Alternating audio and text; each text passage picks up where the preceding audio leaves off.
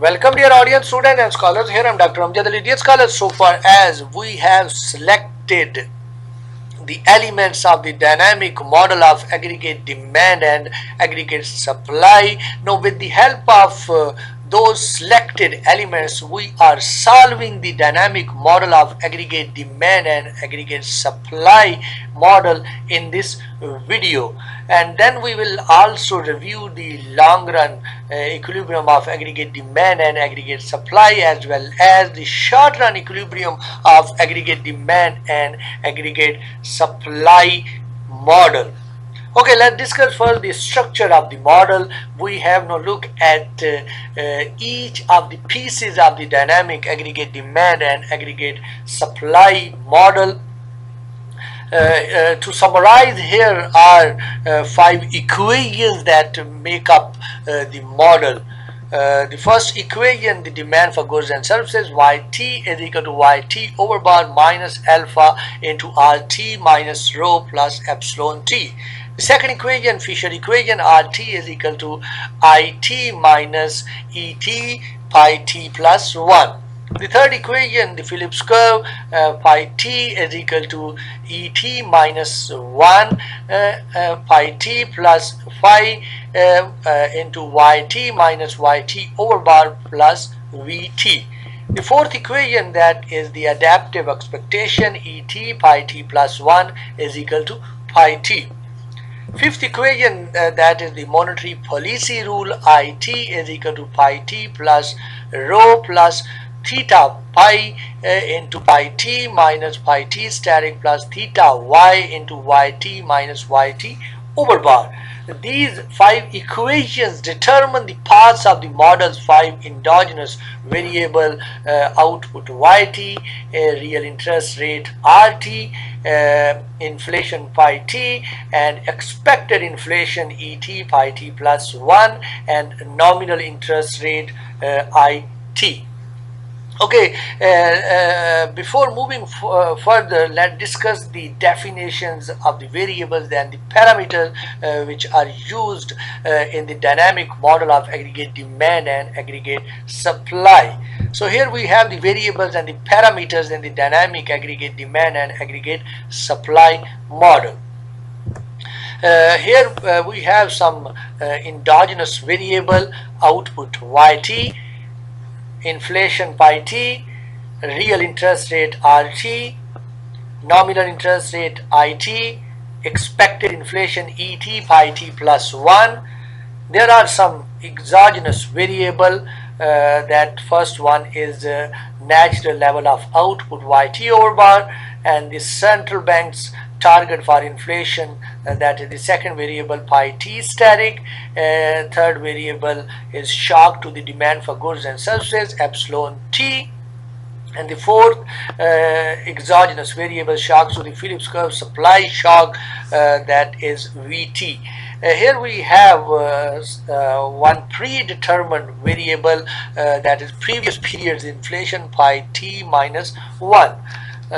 There are some parameters, like we have alpha represent the responsiveness of the demand for goods and services to the real interest rate, and phi represent the responsiveness of the inflation to output in the Phillips curve.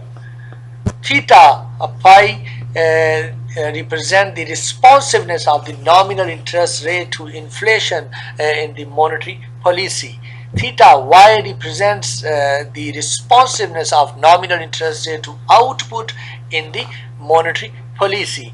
Rho represents the natural rate of interest in the economy. So this is the list of the variables and the parameters which are used in the dynamic model of aggregate demand and aggregate supply. In any period, these 5 endogenous variables are influenced by the 4 exogenous variables in the equation, as well as the previous period inflation rate that is lagged inflation is called the predetermined variable. That is a variable that we consider as endogenous in the past, but because it is fixed by the time when we arrived in period t, it is essentially exogenous for the purposes of finding the current equilibrium. We are almost ready to put these pieces together to see how various shocks to the economy influences the paths of these variables over time. Before doing so, however, we need to establish the starting point for our analysis, the economy's long-run equilibrium. So first discuss the long-run equilibrium. The long-run equilibrium represents the normal state around which the economy fluctuates. It occurs when there are no shocks. Epsilon t is equal to Vt is equal to 0. And inflation has stabilized. Inflation is equal to previous inflation pi t is equal to pi t minus 1. Okay, straightforward algebra applied to the above 5 equations can be used to verify these long-run values.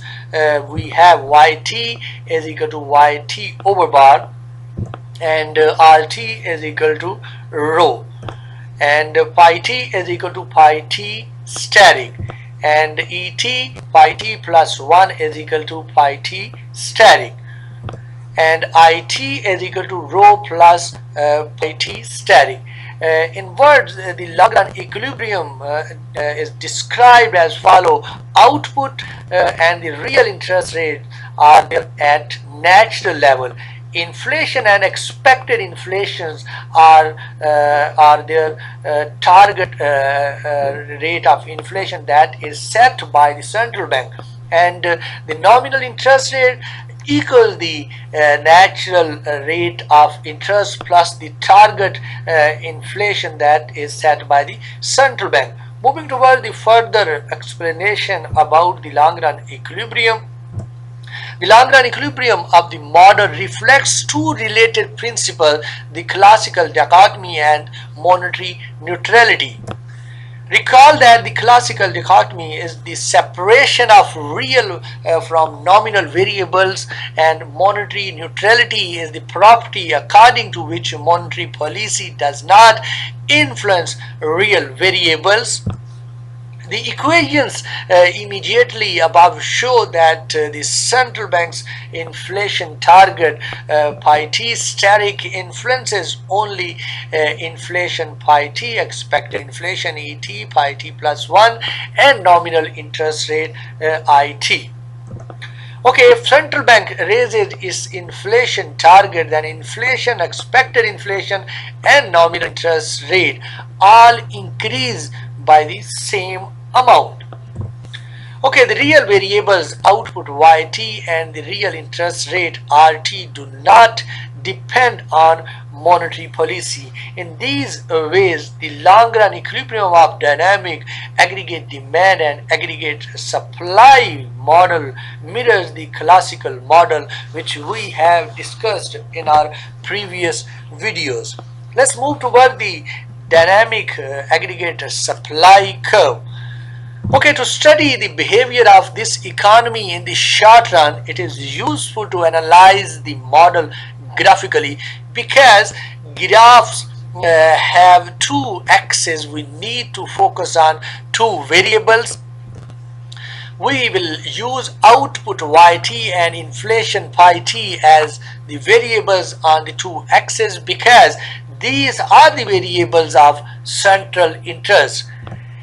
As in the conventional aggregate demand and aggregate supply model, output will be on the horizontal axis, but because the price level has no feeded into the background, the vertical axis in our graphs will now represents the inflation rate. Okay, to generate this graph, we need two equations that summarize the relationship between output yt and inflation pi t. Okay, these equations are derived from the 5 equations of the model we have already seen to isolate the relationship between YT output and inflation phi t. However, we need to use a bit of algebra to eliminate the other 3 endogenous variable RT, IT and ET minus 1 phi t, real interest rate, nominal interest rate and expected rate of inflation. Okay, then first relationship between output and inflation comes almost directly from the Phillips curve equation. Okay, we can get rid of the one endogenous variable in the equation Et minus 1 phi t by using the expectation equation Et minus 1 phi t is equal to phi t minus 1 to substitute past inflation phi t minus 1 for expected inflation Et minus 1 phi t.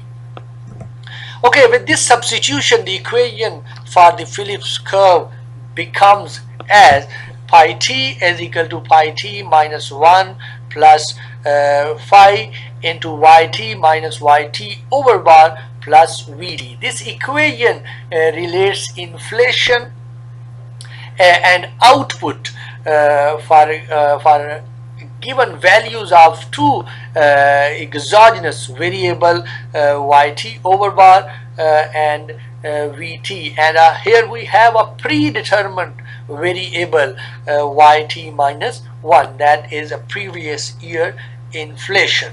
Okay, let's see a graphical presentation for this purpose. We have the dynamic aggregate supply curve. We have income output Y on x-axis. We have inflation pi on y-axis, and we have a upward sloping aggregate dynamic aggregate supply curve. Or see, so the dynamic aggregate supply curve here DAST show a positive association between output and inflation phi t.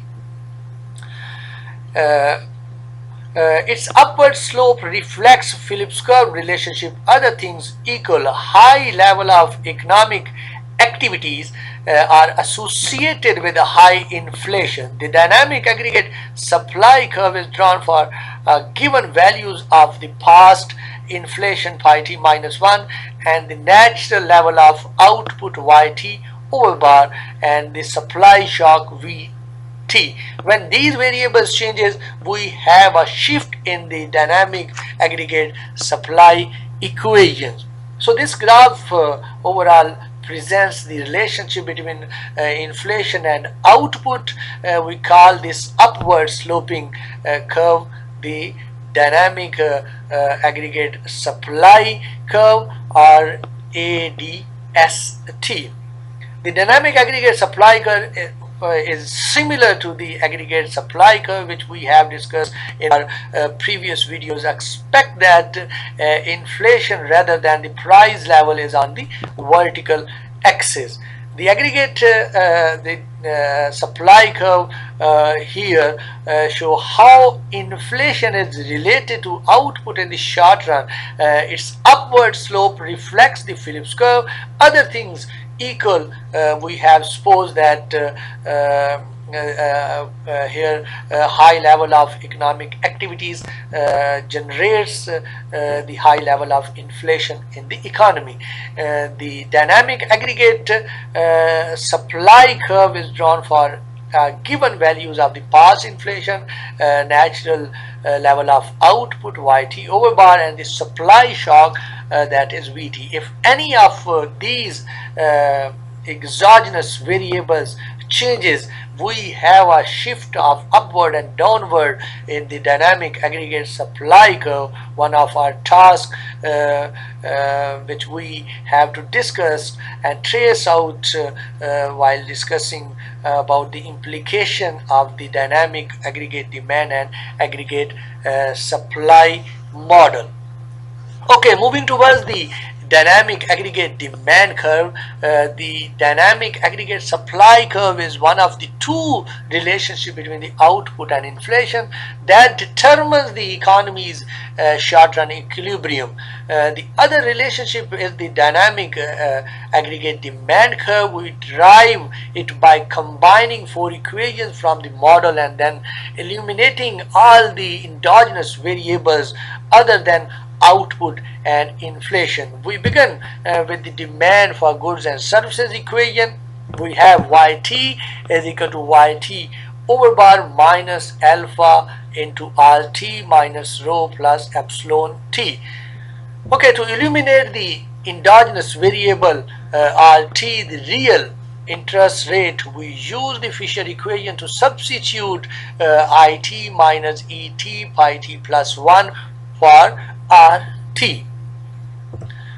Okay, then we get YT is equal to YT over bar minus alpha into IT minus, here we have IT pi t plus 1 minus rho plus epsilon T. Okay, there was a little mistake here. We have a few seconds ago, that is IT, because we have replaces RT with the IT minus ET pi t plus 1. So here we have ET pi t plus 1. Okay, next to eliminate another endogenous variable, the nominal interest rate IT, we use the monetary policy equation to substitute for IT.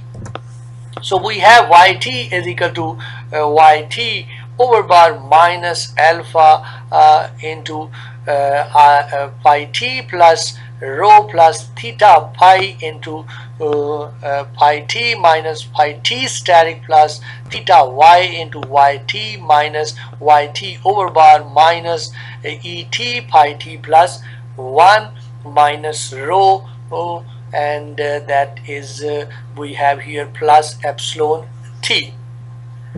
Okay, next to eliminate the endogenous variable of expected inflation ET pi t plus 1, we use our equation for inflation expectation to substitute pi t for ET pi t plus 1.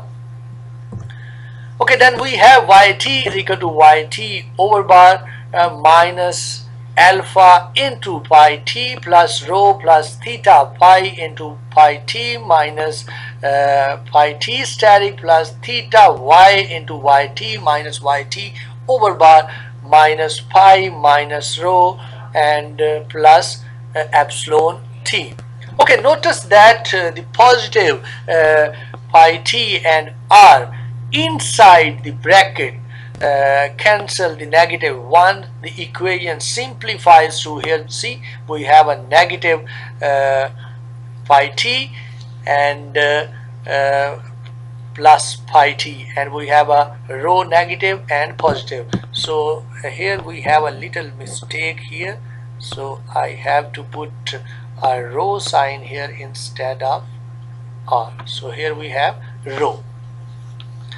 Okay, then we have YT is equal to YT over bar minus alpha into pi theta pi into pi t minus pi t static plus theta y into YT minus YT over bar plus epsilon T.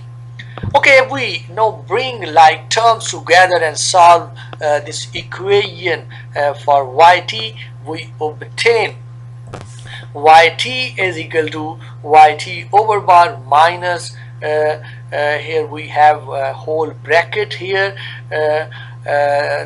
alpha theta pi over 1 minus alpha theta y into pi t minus pi t static plus 1 over 1 plus theta alpha theta y and we have close the bracket epsilon T.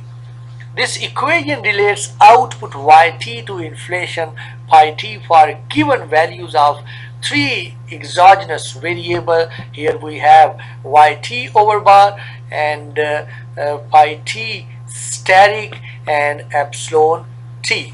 So let's see a graphical presentation for this purpose. We have here the dynamic aggregate demand curve. Okay, we have income output y on x-axis. We have inflation rate pi on y-axis. We have a downward sloping dynamic aggregate demand, that is DADT. The dynamic aggregate demand curve shows a negative association between output and inflation. Its downward slope reflects the monetary policy and the demand for goods and services. A high level of inflation causes the central bank to raise the nominal and real interest rate, which in turn reduces the demand for goods and services. The dynamic demand curve is drawn for given values of the natural level of output yt, inflation target pi t static, and demand shock epsilon t. When these exogenous variables changes, the curve shift upward and downward, or we can say rightward and leftward. Okay, moving towards the further explanation about this graphical presentation, it is tempting to think of this dynamic demand curve as nothing more than the standard demand curve which we have done in our previous video with inflation rather than the price level on the vertical axis. In some way they are similar. They both embody the link between interest rate and the demand for goods and services. But there is an important difference. The conventional aggregate demand curve, which we have discussed in our previous video, is drawn for a given money supply, but contrast because the money we can say the monetary policy rule was used to drive the dynamic aggregate demand equation. The dynamic aggregate demand curve is drawn for a given rule for the monetary policy. Under the rule, the central bank sets the interest rate based on macroeconomic conditions, and it allows the money supply to adjust accordingly. Let's discuss the further explanation about the dynamic aggregate demand curve. The dynamic aggregate demand curve is downward sloping because of following mechanism. When inflation rises, the central bank follows its rule and responds by increasing the nominal interest rate, because the rule specifies that the central bank raises the nominal interest rate by more than the increase in inflation. The real interest rate rises as well. The increase in real interest rate reduces the quantity of goods and services demanded. And this negative association between inflation and quantity demanded working through central bank policy makes the dynamic aggregate demand curve slope downward. Okay, the dynamic aggregate demand curve shifts in response to changes in fiscal and monetary policy. As we noted earlier, the shock variable epsilon t reflects changes in government spending and taxes, among other things. Okay, then any change in fiscal policy that increases the demand for goods and services means a positive value of epsilon t and a shift of the dynamic aggregate demand curve to the right. Any change in fiscal policy that decreases the demand for goods and services means a negative value of epsilon t and a shift of the dynamic aggregate demand curve to the left. Okay, moving towards the further explanation about the dynamic aggregate demand curve. Monetary policy enters the dynamic aggregate demand curve through the target inflation rate, that is pi t static.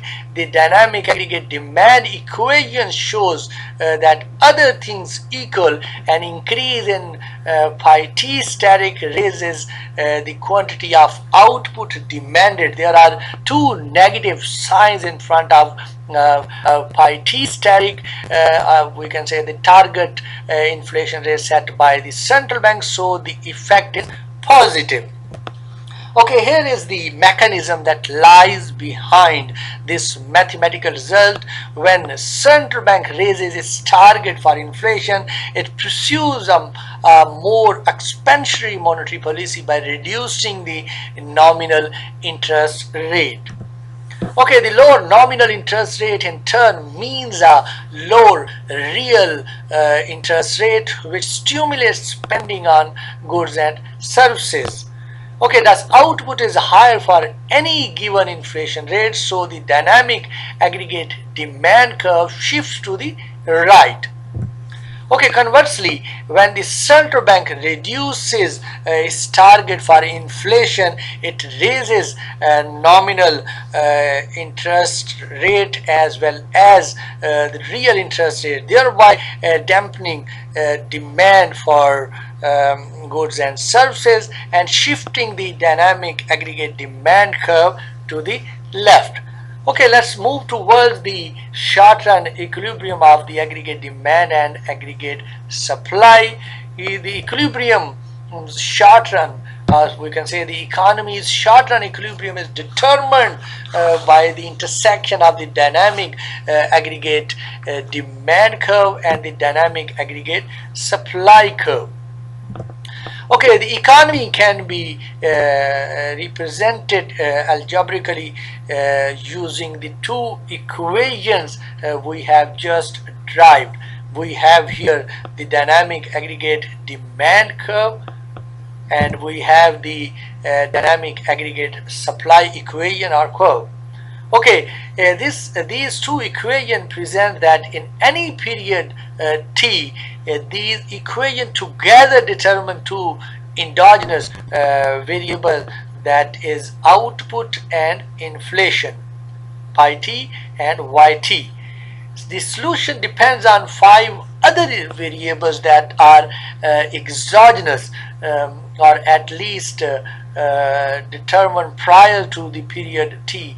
These exogenous variables are the natural level of output yt over bar, and the central bank's target inflation pi t static, and shocks to the demand epsilon t, and the shocks to the supply vt, and the previous period's rate of inflation pi t minus 1. So taking these exogenous variables as a given, we can illustrate the economy's short-run equilibrium as the intersection of the dynamic aggregate demand curve and the aggregate supply curve will decide the short-run equilibrium. Okay, let's discuss the graphical presentation for the short-run equilibrium. We have income output y on x-axis, inflation pi on y-axis, and we have here a natural level of output yt over bar, and we have a upward sloping dynamic aggregate supply curve, and we have a downward sloping dynamic aggregate demand equation, and we know that the intersection of aggregate demand and aggregate supply will decide the equilibrium income, short-run equilibrium income yt, and the inflation rate in the economy. So the short-run equilibrium is determined by the intersection of the dynamic aggregate demand curve and the dynamic aggregate supply curve. This equilibrium determines the inflation rate at this point and output at this point that prevail in period t. In the equilibrium shown in this figure, the short-run equilibrium of output here falls short by the natural level of output of the economy, that is yt over bar. The Shortrun in equilibrium, we have a less output which the economy is producing, but the natural level of output of the economy is higher than this point.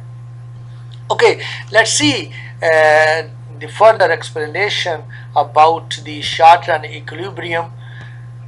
Okay, the Shortrun equilibrium determines not only the level of output yt but also the inflation rate pi t in the subsequent period t plus 1. This inflation rate will become the lagged inflation rate that influences the position of the dynamic aggregate supply curve. Okay, this connection between periods generate the dynamic patterns that we will examine here in the graphical presentation. That is, one period of time is linked to the next through the expectations about inflation. Okay, a shock in the period T affects inflation in period T, which in turn affect the inflation that people expect for period T plus 1. Okay, expected inflation in period T plus 1 in turn affects the position of the dynamic aggregate supply curve in that period, which in turn affects output and inflation in period T plus 1, which then affects expected inflation in period T plus 2, and so on. So these links of the economic outcome across time periods will become clear as we work through a series of examples. So this is all about the solving the model of dynamic aggregate demand and dynamic aggregate supply model. So see you with another video. Ciao.